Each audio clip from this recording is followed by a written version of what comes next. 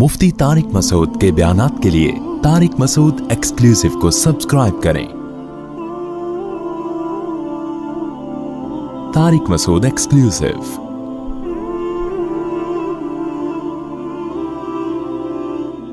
पिछली किताबों में एक वाकया लिखा है कि एक नौजवान किसी मस्जिद में आके ठहरा, मुसाफिर था, मुझे उनका नाम याद नहीं रहा इस वक्त।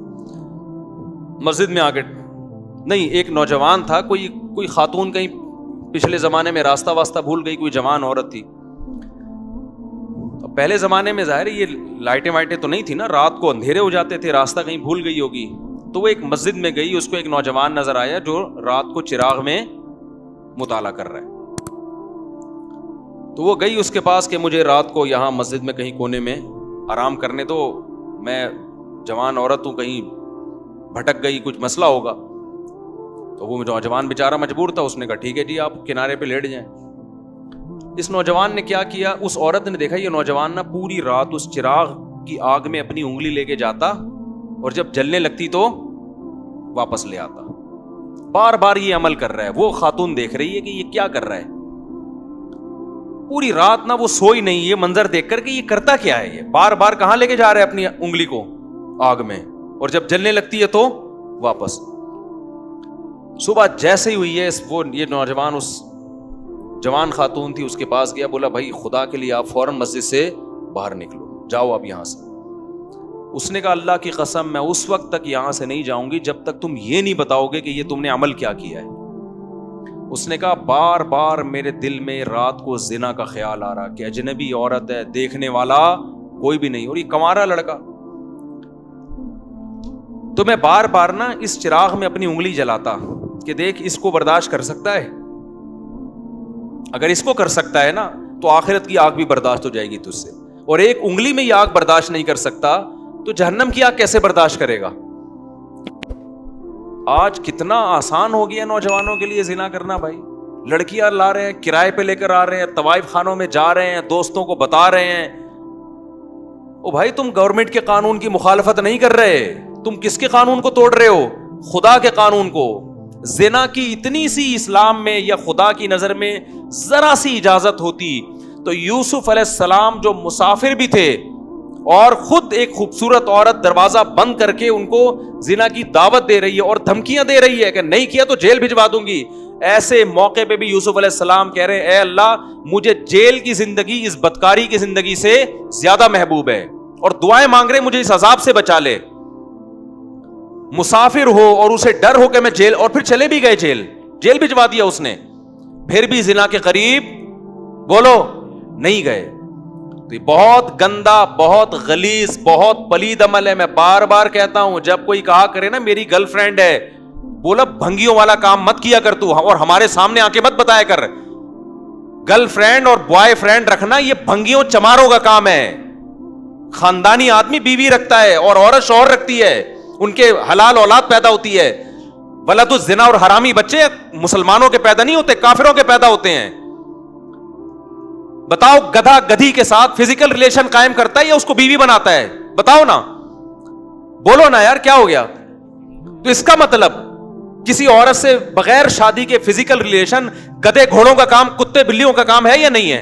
ये काम कुत्ते बिल्ली करते हैं। कुत्ते का कुतिया से फिजिकल रिलेशन होता है, कोई निकाह का अकद नहीं होता। गधे का गधी के साथ फिजिकल रिलेशन होता है लेकिन कोई निकाह का एग्रीमेंट नहीं होता। घोड़े का घोड़ी के साथ फिजिकल रिलेशन होता है, औलाद भी होती है, लेकिन कोई निकाह का अकद नहीं होता। तो कोई आपका दोस्त आके बोला करो ना मेरी गर्लफ्रेंड है, मैं उसके साथ सोता हूं, उसको बोला तू कुत्तों वाला काम करता है, तू गधों वाला काम करता है, तू खच्चर वाला, तू जो है घोड़ों वाला काम करता है, तो कुत्तेपन से निकल, वरना मुझे अपना ये मेरे सामने आके कुत्तापन ना बयान किया कर।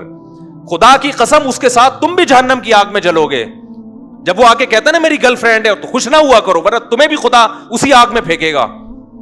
हमारी हुकूमत से कोई उम्मीदें मत लगाओ। असेंबलियों में बैठे हुए लोग, मैं सबकी बात नहीं कर रहा, इनको जिना से कोई फर्क नहीं पड़ता, ये हमारे कल्चर को तबाह कर रहे हैं। औलादों को रोको, अपनी औलादों को, और बर्वक्त निकाह कराओ अपनी औलादों का। हजरत अब्दुल्ला बिन अब्बास के 3 बेटे जवान हुए, तीनों को बुलाया और कहा कि देखो बेटो जिना के करीब ना जाना, कभी भी ना जाना, निकाह करना है जिसने करना है मैं उसका निकाह कराऊंगा। آج نکاح کو عذاب بنا لیا ہے اور ایسے زنا کو سوسائٹی میں پھیلایا جا رہا ہے. تبلیغ میں وقت بعد میں لگاؤ, پہلے اپنے بیٹوں کا نکاح کراؤ. بیٹا جوان ہو جاتا ہے, اس کو سال کے لیے بھیج دیا. بھائی نکاح کر کے بھی تو بھیجا جا سکتا ہے نا اس کو. پھر آنے کے بعد بھی نکاح نہیں کرا رہے, پھر دوبارہ کہیں اور لگا دیا اس کو. نہ خانقاہوں میں بھیجو جب تک نکاح نہ کرا دو, نہ مدرسوں میں بھیجو جب تک نکاح نہ کرا دو اس کا. یہ ہمارے نبی کی تعلیمات ہیں, کوئی مذاق تھوڑی ہے یہ. تو خدا نے نافرمانوں کے لیے میرے بھائی جہنم کی آگ رکھی ہے, اس کو ہلکا مت سمجھو. خدا اٹھا کے ڈال دے گا آگ میں. نبی صلی اللہ علیہ وسلم نے معراج کی رات میں دیکھا ننگے مرد اور ننگی عورتیں جل رہی ہیں اکٹھی آگ میں. آپ نے جبریل سے پوچھا یہ کون لوگ ہیں؟ جبریل نے کہا یہ وہ زنا کرنے والے مرد اور عورتیں ہیں جو زنا کیا کرتے تھے. اللہ نے برہنہ ان کو اکٹھے آگ میں ڈال دیا ان کو. تو اگر یہ زندگی تمہیں چاہیے تو کرو, اور یاد رکھو اللہ دنیا میں عذاب دکھائے گا نہیں. دکھا دیا ہوتا تو یہ تو گورے بھی زنا سے بچ رہے ہوتے. پھر یہ اللہ نے اس پہ پردے ڈال دیے ہیں اور پیغمبروں کو بھیجا یہ سمجھانے کے لیے کہ ان کو جا کے سمجھا دو کہ زنا کرنے والوں کے لیے اللہ نے آگ رکھی ہے. اور قرآن بار بار یہ بھی کہتا ہے ان ذالک علی اللہ یسیر, اتنے سارے لوگوں کو جہنم کی آگ میں ڈال دینا اللہ کے لیے کوئی مشکل کام نہیں ہے. لوگ کہتے ہیں نا یار اتنے لوگ آگ میں جلیں گے, وہ بھی جا رہا ہے, وہ بھی جا رہا ہے, وہ بھی جا رہا ہے, وہ بھی جا رہا ہے. تو قرآن اس کا بھی جواب دیتا ہے کہ میرے لیے یہ کام مشکل نہیں ہے, میں پرواہ نہیں کروں گا. اور جیسے اللہ غفور اور رحیم ہے, بھائی اللہ عزیز ذو انتقام بھی ہے. وہ غفور اور رحیم اگر ہے نا تو توبہ کرنے والوں کے لیے جن سے ہو چکا گڑ گڑا کے معافی مانگیں. جو توبہ نہیں کرتے ان کے لیے اللہ غفور الرحیم نہیں ہے. وہ تو سزائیں اس نے رکھی ہیں, پیغمبروں کو بھیجا یہ بتانے کے لیے کہ دیکھو نبی کی صفت بشیر کے ساتھ نذیر بھی ہے, خوشخبریاں دینے والے بھی اور ڈرانے والے بھی ہیں. بس لڑکیاں زنا کر رہی ہیں اور ایسے بتا رہے ہوتے ہیں, بڑے آرام سے فون آتے ہیں نا, ایسے بتا رہے ہوتے ہیں جی میرا ان سے فزیکل ریلیشن بھی ہے. میں اس خاتون سے کہتا ہوں آپ اتنے آرام سے بتا رہی ہو آپ کا ریلیشن ہے اس سے, آپ کو کوئی شرم نہیں آ رہی ہے بتاتے ہوئے؟ شادی شدہ عورت کا شوہر باہر ہے اور یہاں اپنے پرانے بوائے فرینڈ سے ریلیشن ہے اس کا. کتنے واقعات سامنے آ رہے ہیں. لوگ کہتے ہیں ہمیں تو کچھ بھی نہیں ہو رہا. تو بھائی اس لیے نہیں ہو رہا کہ سزا کا دن اللہ نے کیا رکھا ہے؟ آخرت رکھی ہے. تو ہمیں اور بھی بہت, ہمارا مسئلہ صرف پیٹرول اور ڈیزل نہیں ہے, صرف مہنگائی نہیں ہے. یہ تو دنیا میں غریب لوگ بھی ایک دن مر جاتے ہیں, مالدار بھی ایک دن. پیٹرول سستا ہو گیا تو کتنے دن کے لیے سستا ہوگا؟ ہماری عمریں 10 20 30 سال رہ گئی ہیں نا. کیا کر لیں گے 30 سال میں پیٹرول سستا کر کے؟ کیا کر لیں گے یار؟ آٹا سستا ہو گیا 20 30 سال تک کیا ہو جائے گا؟ زندگی انسان کی روڈ پہ بھی گزر جاتی ہے, لیکن آگے جو زندگی آنے والی ہے وہ بہت طویل زندگی ہے, وہ ختم ہونے والی نہیں ہے. اور اللہ نے پیدا اس زندگی کے لیے نہیں کیا, پیدا کہاں کے لیے کیا ہے؟ آخرت کے لیے کیا ہے. تو اپنی جانوں پہ رحم کرو.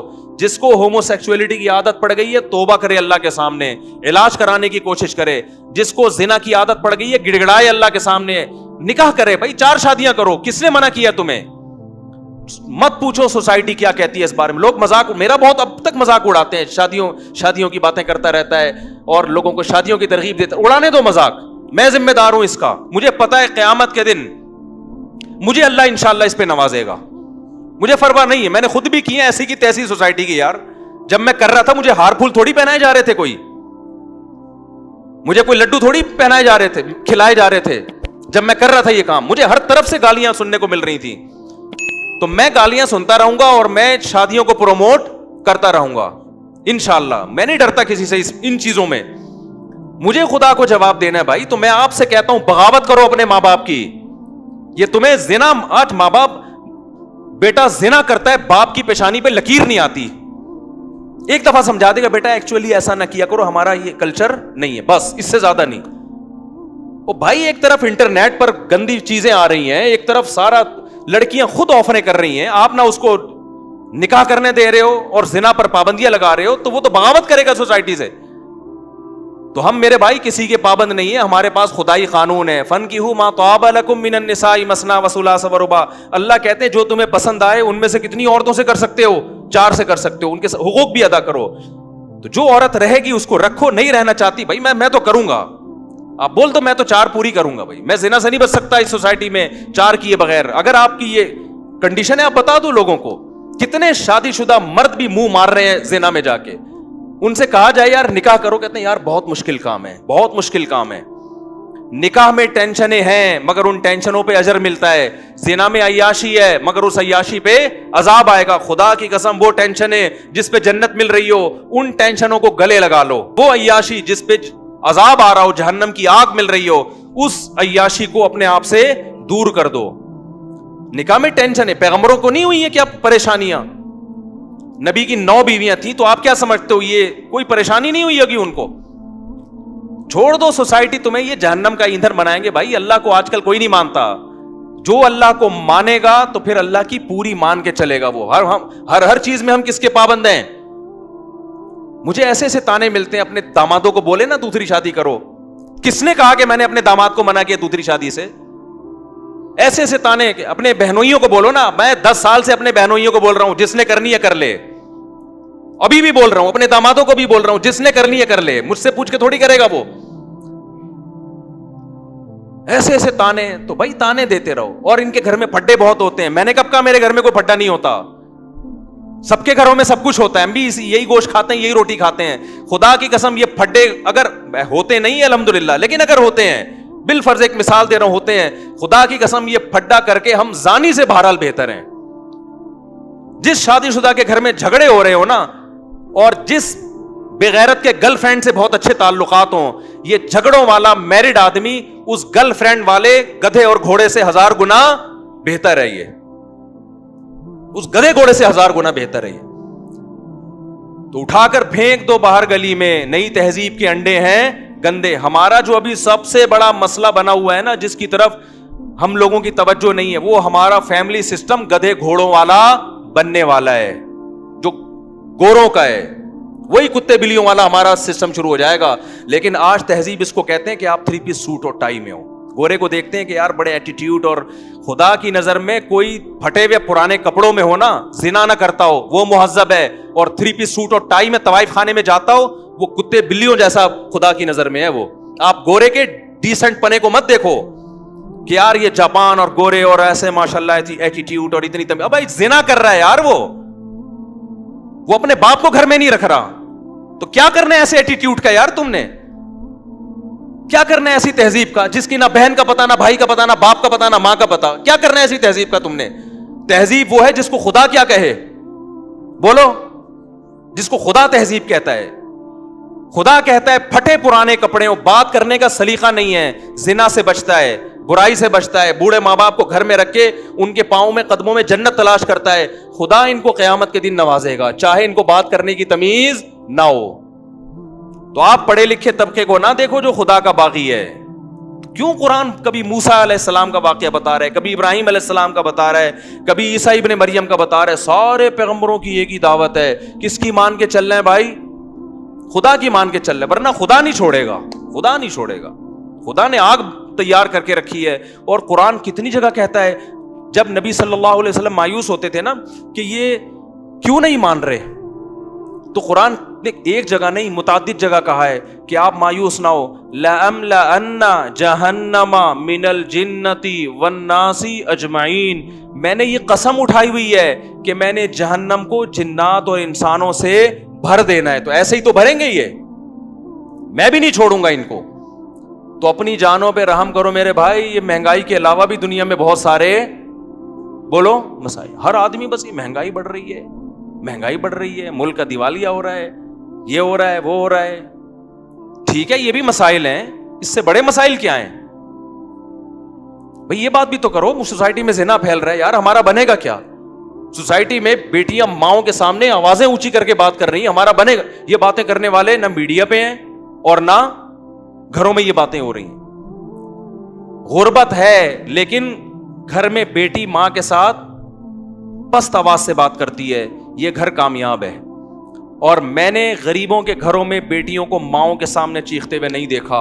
یہ سارے میں نے پڑھے لکھے لوگوں کے یہاں دیکھا ہے, جنہوں بڑے بڑے انگلش اسکولوں میں پڑھے ہوئے لوگ ہیں نا, ان کی بیٹیاں ماؤں کے سامنے چیخ بھی رہی ہیں اور بیٹے باپوں کے گریبانوں میں ہاتھ بھی ڈال رہے ہیں. وہ باپ جنہوں نے لاکھوں روپے اپنے بیٹوں کی تعلیموں پہ خرچ کیا, اور وہ مجھے آ کے بتا رہے ہوتے ہیں ہم نے لاکھوں روپے میں اپنے بچوں کو اس قابل بنایا خرچ کر کے کہ آج ہمارا گریبان پکڑ کے کھڑے ہوئے ہیں. وہ کہہ رہے اس چیز پہ ہم نے لاکھوں روپے خرچ کیے. تو اپنی اولاد کو میرے بھائی مذہب سکھاؤ, اپنی اولاد کو دین سکھاؤ, زنا کی برائی ان کے دلوں میں ڈالو. سمجھ میں آ رہی ہے کہ نہیں آ رہی ہے؟ آ رہی ہے تو ٹھیک ہے, نہیں ہے تو پھر جیسے چل رہے ہو چلتے رہو بیٹھ کے.